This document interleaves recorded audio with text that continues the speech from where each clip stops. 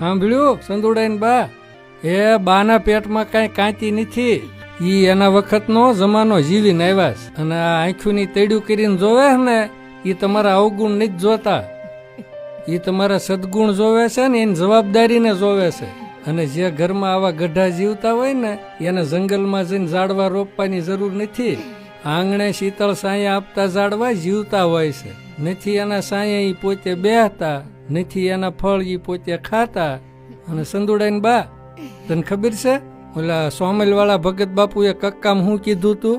ખખ્ખા ખોટી માયા સૌ જાણી, 5 ભૂતની રચના રચાણી.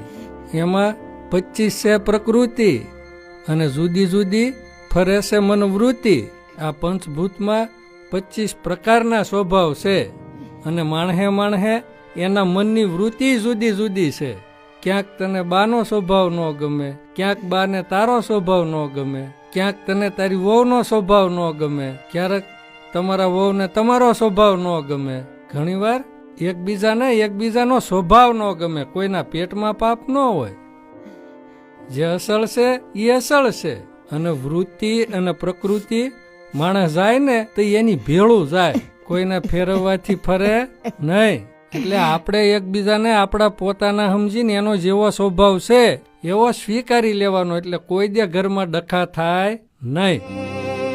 જાડવા નથી રે પોતાના ફળ જોને ખાતા રે, ઉપકારી એનો આત્મા રે હોજી.